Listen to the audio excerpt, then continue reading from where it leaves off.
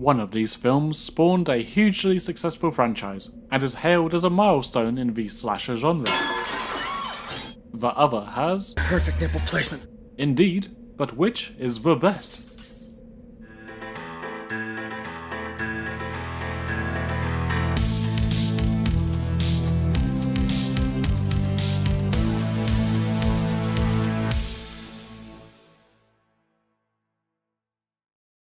In the late 1970s, director Sean S. Cunningham and writer Victor Miller were in a bit of a rut. It was a depressing decade by all accounts, so they pivoted towards light-hearted family-friendly entertainment. You know, provide a little escapism and earn some dollar while doing so. Great idea in theory.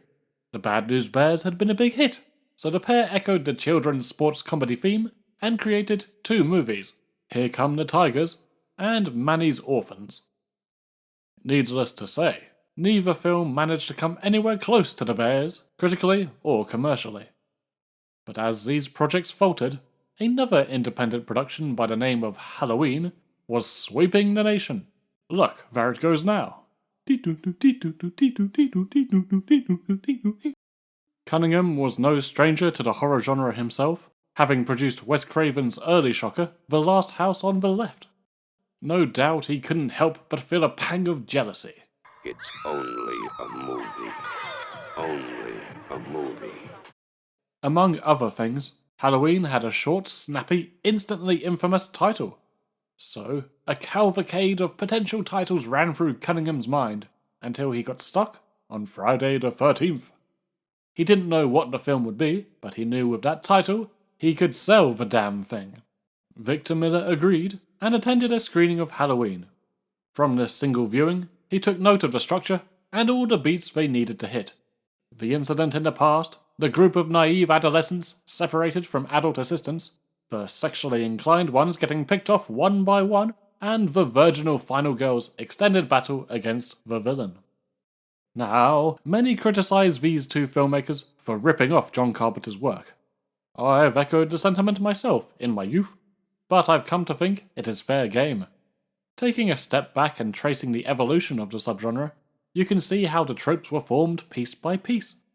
From the early days of And Then There Were None and 13 Women, to Psycho and Peeping Tom, to A Bay of Blood and the whole Giallo movement, via Black Christmas and Texas Chainsaw Massacre, you just can't pin the origin of slashers on one singular movie, Halloween included. Carpenter's film was the one that culminated it all together, and truly broke through into the mainstream, foreshadowing a coming golden age of slashers, and Friday the 13th was the one that confirmed it. The movie begins with the obligatory flashback sequence, the tragedy of the past that will echo into the present-day terror. It's 1958, and some summer camp counselors are having a swell time. Two of them decide to head upstairs for some hanky-hanky-hanky, panky-panky-panky.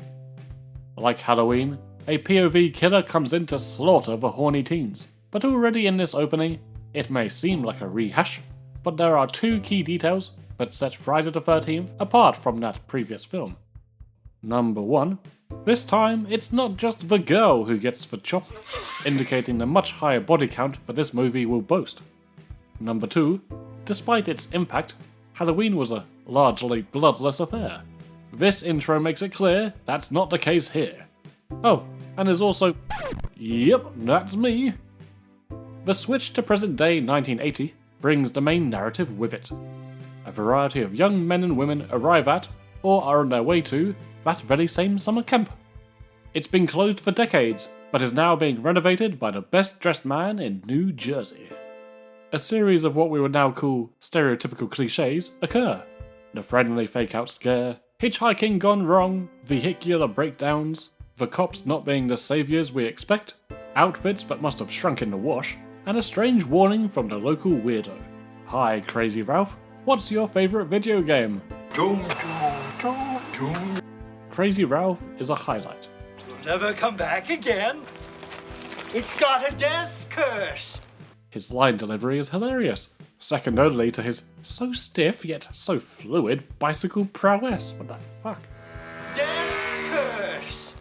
They do not heed his doomsplaining, even after finding him waiting in the back room like a lost NPC. As such, the group is thinned gradually across the next 90 minutes. Crucially, Victor Miller opted to keep the killer's identity a secret until the third act, again separating it from the two biggest American slashers of the time. In that sense, its DNA feels more connected to the Italian thrillers, and a different approach had to be taken in the director's chair to keep the twist preserved. Yes, there's no focus on disturbing baddies. We instead share the victim's shoes for long stretches of build-up, and treat it to very brief, provocative hits of violence. Again, you can't show the perpetrator, so their gruesome actions take the spotlight. I am a fan of the big twist. While it could have benefited from Pamela Voorhees appearing earlier, or being mentioned a bit more directly, the concept is still a lot of fun. Vague discussions of a young boy named Jason drowning at the camp in the 50s do occur earlier, and we learn that this is Jason's mother. She got her revenge on the counselors who let him die way back when, but in order to protect future kids, at least from her twisted viewpoint, she needs to prevent this camp from reopening. Speaking of the genre's evolution and the never-ending slew of homage, I like this reveal because it's the inverse of Psycho's classic twist. There, it was a coddled son who spoke and acted through his deceased mother to commit murder. Here, it's the mother speaking through her deceased son to do the very same. No, I won't have you bringing strange young girls in for supper. Kill her, Mommy. Kill her. There's a link between sex and death, as the counselors who let Jason die were too busy fooling around. That said, it's less interesting than the connotations of sexual repression that haunted Norman, as the waters are muddled from a more well-worn vengeance angle. But still, a mother's love being warped into decades of murderous rage is entertaining, and worlds apart from the standard slasher villain of its day. This is no beefy masked man possessing supernatural strength. This makes Pamela stand out from that crowd, for better and for worse. The concept is fun, but it's a tough task making a middle-aged woman in Yanan's jumper seem scary. Listen, I wouldn't stand a chance against Jason, Cropsey, the Collector, and my god, Freddy would take the piss out of my dreams so hard I'd just crumble and die of embarrassment. I'm no Tyson Fury or anything, but I can confidently say, without a crumb of hesitation, I could take out Mrs. Voorhees armed only with a lid remover. Bloody jumper wouldn't stand a chance. The other point of distinction regarding Pamela is the casting of Betsy Palmer. As an actress, the studios had tried to pin her into the girl next door type, something she never really gelled with herself. Well, what better way to shatter your shiny Doris Day image than hamming it up in a low-budget sleazy slasher? Palmer was reluctant to feature in a horror, but then again, that old cliche of needing a new car literally cropped up again. Her Mercedes conked it, so she did the film, cashed the check, and treated herself to a new Sirocco. After all, she figured the film would come and go without causing a fuss. Nobody would see it, so what's the harm?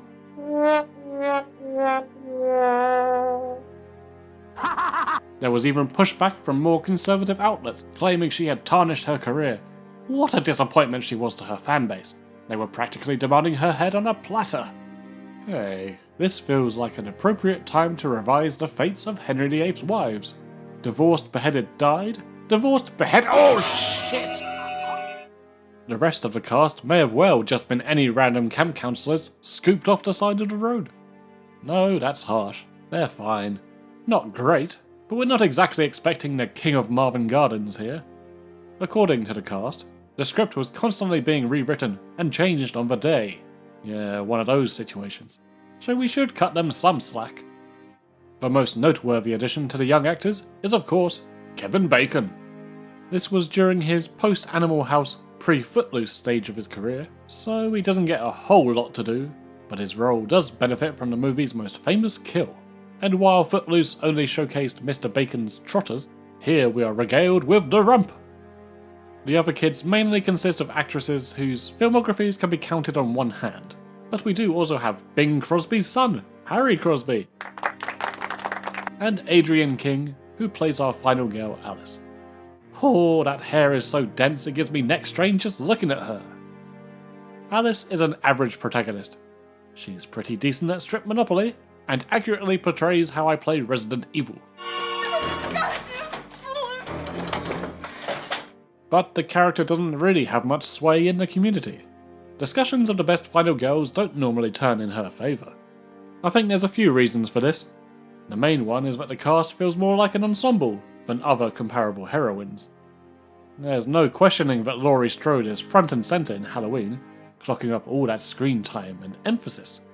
In the original Friday the 13th, the screen time is quite equally measured out in the first 2 acts, fucking Hollywood socialists, and crucially, the majority of the important audience bonding time exposition is shared not with Alice, but with Annie.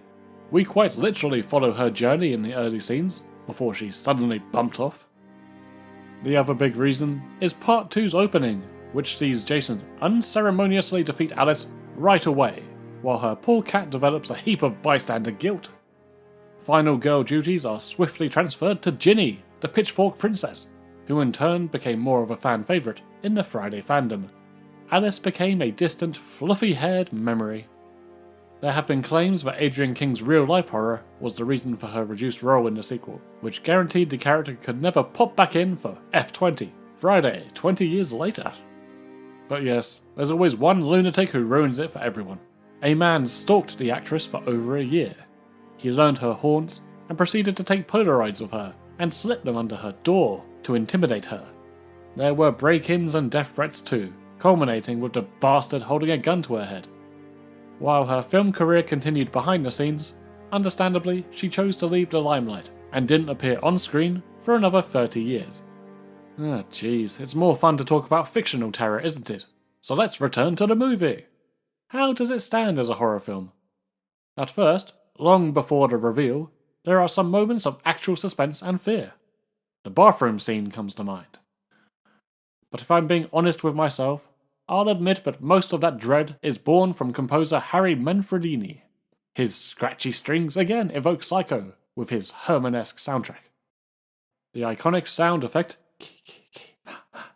might seem overdone these days, like it's too ubiquitous to be scary, but in the context of the movie, watched under the right conditions, well, there's a reason it became famous. There is the debate of whether it's chi-chi-chi ha-ha-ha, but Manfredini already put the matter to bed and punctured that argument long ago. He was inspired by the extreme close-ups of Betsy Palmer issuing her weird Jason voice. There, she says the phrase, "Kill her, mummy, kill her," so the composer spoke the first syllables of that phrase into his echoplex, creeped himself out, and the rest is cinematic history. Forget the suspense though, the Friday the 13th franchise became infamous for its exploitative death scenes, with the first movie already feeding that reputation. Tom Savini in his prime was a beast, creatively and visually. 44 years later, and the effects still hit like an axe to the face. Whoop! Too soon. The climactic beheading in particular never fails to deliver its punch. I will say though, Mrs. Voorhees is a little repetitive in her methods, with half of the featured kills involving the victim's throats. I mean, realistically, that's just being efficient. Kudos to the mad bitch. But it is a touch samey from an audience perspective. But hell, when you receive the likes of this skewered bacon, it's hard to really complain. The story behind that one is fun too. Savini was under the bed with a pump mechanism filled with sheep's blood. The director shouts cut, and Savini climbs out from underneath, covered tip to toe in the barnyard blood. The pump dislodged, so he had to blow through the yucky tube to simulate the crimson geishas himself. Man, that's commitment. The shock jump scare involving young Jason is the film's other most memorable moment. Rightly so. The phasey soundtrack, the sense of peace, the intentional dreaminess, the knowledge that Pamela has no head, so she's definitely not getting back up for a 5th time. Much like the similar scene in Carrie, this button sealed the deal for audiences. Interestingly though, Jason was not deformed in Miller's script. His appearance was also the product of Tom Savini, who felt the boy didn't look strange enough and wanted to visually enhance the terror. Good choice, but it's funny how it was a small choice that ended up holding such importance for what would become such a revered character. With that belter of a climax, Frank Mancuso at Paramount made the bold decision to give this little independent movie a wide national release.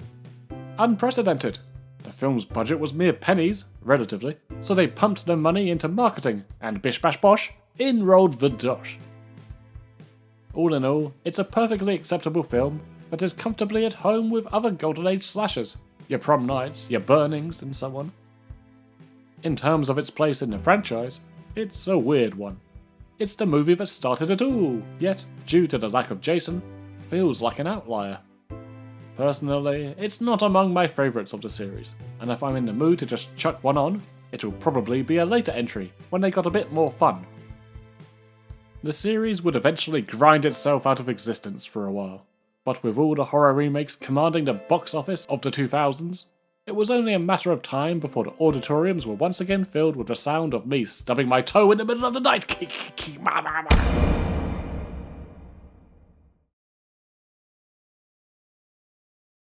Platinum Dunes was a production company founded on horror remakes. They established themselves with two very profitable films, the Texas Chainsaw Massacre and the Amityville Horror, and another somewhat less profitable film, The Hitcher. Sweeping that reheated bean under the rug, it was unsurprising that New Line Cinema would approach them to help restart their Friday the 13th property. A deal was made with Paramount, and a crew was formed. Director Marcus Nispel was brought on after doing a swell job helming the aforementioned Chainsaw Massacre. The screenwriters of Freddy vs. Jason, Mark Swift and Damian Shannon, returned as well. Under the guidance of the Platinum Dunes producers, they constructed a vision for their 21st century Jason. A straight remake of the original movie was never in consideration. Making a new Friday the 13th film without Jason as the villain would be the financial equivalent of negotiating for a really long time to purchase a really expensive shoe, and then shooting yourself in the foot. Instead, the team devised a plan to incorporate various elements from the first 4 films, basically all the entries before Jason became supernatural. The idea of bringing back Tommy Jarvis, first introduced in Part 4, was dropped, so the remake came to resemble an abridged version of the original trilogy. A prologue showing Pamela Voorhees getting her comeuppance opens the film, before jumping ahead to a fully grown Jason in sackhead mode, chilling with his mother's decomposed head, like in Part 2, later obtaining the famed hockey mask, a la Part 3. I respect their decision to include Mrs. Voorhees, even if that segment is over before you can say, divorced beheaded died, divorced oh shit, not again! They would have been well within their rights to cut her out completely. They could have just shoved in a line of dialogue about her during the expositional campfire scene that occurs minutes later. They made the right decision, as it benefits their new version of Jason too, who is now a direct witness to this incident, giving him his Simba moment. It also introduces the plot point of the mother's locket. Tight scripting, my boys, tight scripting. But then, what do you expect from the geniuses who wrote Freddy vs. Jason? This flashback occurs in 1980, the year of the original's release, with the main narrative taking place in 2009, which was the present day. If you really want to be freaked out by the passage of time, if Friday the 13th gets remade again right now, the opening flashback would occur in fucking 2002 or something. Unacceptable.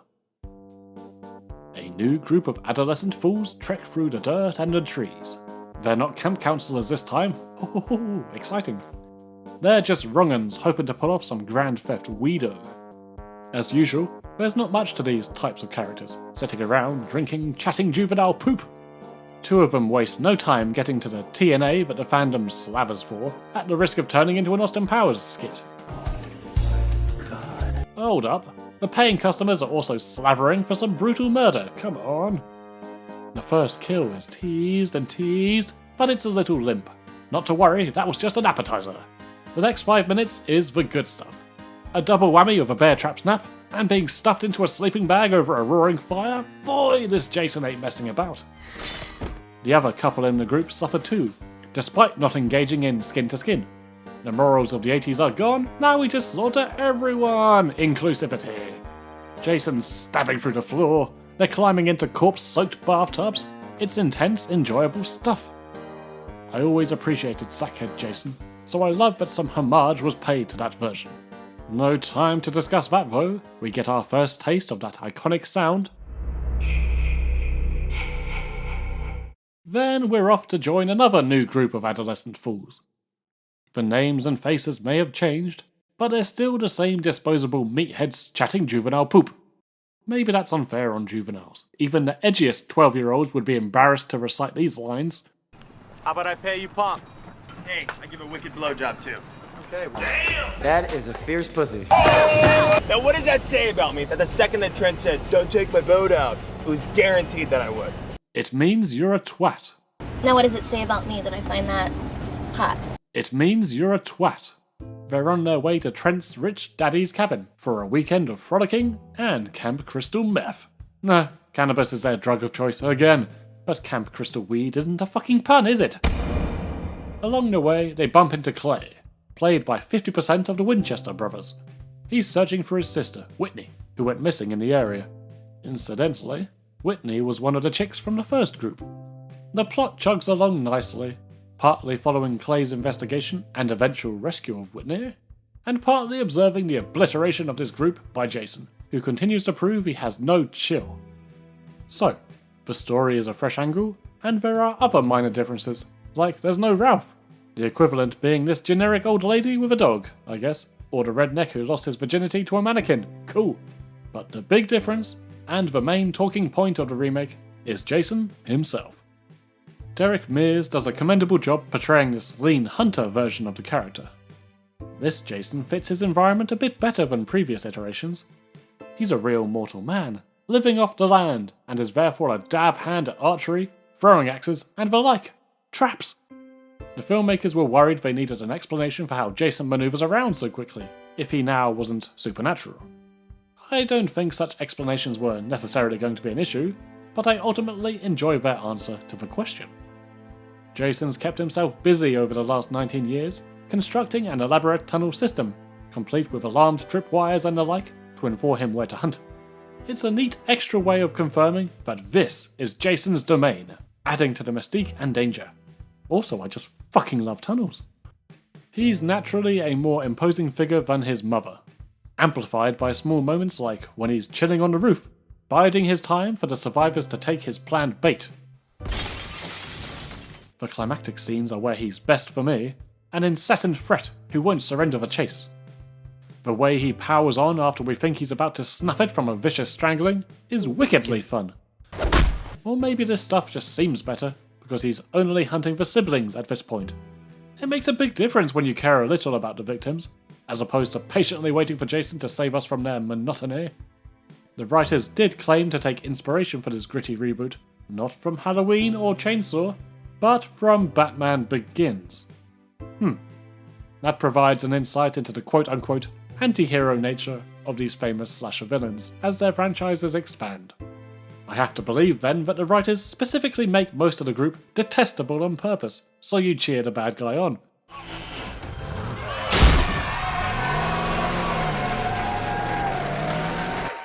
The backstory and unresolved mummy issues do give Jason that slightly sympathetic edge, but on the whole, that anti-hero concept is uncomfortable given how savage the guy is. His methods of killing are noteworthy. He's got more variety than his mother, but he still inherited her penchant for a good old throat slitting. This Jason must have also had a VHS of Silent Night Deadly Night hanging around the deserted camp. Swish. The very end, however, is a bit of a fail. When it comes to cinema's most famous jump scares, Jason in the Lake is right up there with Jaws, Seven, and Exorcist 3. I think the bolder choice would have been to hint at a coming jump scare in the Remakes finale, but then leave you hanging. Swish. Everyone knows it's coming now anyway, you might as well have some fun with the form. But no, the nice photography of Jason's mask and the locket sinking to the bottom of Crystal Lake is undone with a rather bleh jumperoo. Friday the 13th, 2009 has grown on me over the years. It succeeds in balancing the content to appease both the old school fans and a new generation of viewers. It doesn't take an enchilada-induced dump on the old films, while also supplying a complete picture of Jason and his origins for the uninitiated. It's not like we have a shortage of Friday the 13th films, but I do think it's a shame that the remake received not even a single sequel. Given the open-ended finale, the narrative was ready for it, and commercially, it earned back double its budget on the opening weekend in America alone.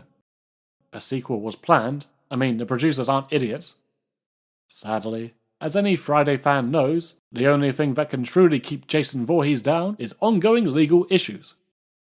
To this day, the remake remains the last official on-screen entry, and I've long since given up investing myself in any news of upcoming films and TV shows. Let's slide away from the sad reality of people squabbling over money and chow down on some verdicts. Best cast. The central siblings of the remake are likeable, and their relationship creates a different, welcome dynamic for the franchise. Derek makes for a good Jason, and Bree really is stupendous. Stupendous. How aggravating it is then, but every other character is vying for the most obnoxious knobhead award. Trent is the obvious winner there, by the by. Like, the original film had Neddy, who was the wacky class clown of the bunch. That's fine, but now imagine if every character was Neddy. Crass wit loses its edge when every line is a first-base dirty joke, followed by an equally lame retort. Therefore, this is a win for the original in my books. Individually, none of them are that unique or interesting, but at least they're not making me want to pierce my own throat watching them. The scene where they fail to remove the snake from the cabin is charming, and a good example of their qualities. They're bumbling about like the 7 bloody dwarves. It's quite cute. The remake doesn't even try to attempt anything of that nature. No, the awkward striptease and the guy getting put off his wanking session by a stuffed animal don't count. Regardless, I didn't need to rant about any of this. The original has Crazy Ralph. Conversation over. Best overall kills. This is a tricky one for me. I think the original kills still deliver more of an impact, a striking combo of Savini's effects and Cunningham's blunt, well-lit direction.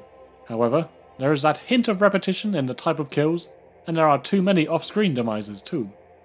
I'll hand this one to the remake. It has sufficient variety and plenty of the red stuff. Best kill. Best singular kill? This comes down to 2 potential candidates, both from the 1980 movie. The end of the Baconator, and the beheading of the villain. Both are gruesome to this day. The former is a shock, and of course iconic, while the latter benefits from the gratification of destroying the evil villain at last. It's a coin toss, but right now I'll go with Mrs. Voorhees. I really dig that slow-mo, and Betsy's face. Best film. Admittedly, neither film would rank among my favourite of the overall franchise. My most rewatched entries have a bit of that even-numbered Star Trek thing going on, with parts 2, 4 and 6, though I will give a special shout out to Friday the 13th 3D, The Search for Spock. Between these 2 particular films, I am conflicted again. The original is a product of its time, with all the good and bad that comes with it. I think its highs are higher than the remake's equivalent best moments, but as a complete package, I think I might actually side with the 2009 film. If the original had a couple more on-screen Savini magic tricks, and a little less Alice brewing coffee in real time, it could have easily taken the win. But yeah, the remake is solid. Over to you, campers. Which film do you prefer, and why? Please comment below, and I'll see you next time, friends of the blow, blow, blow, fish, fish, fish.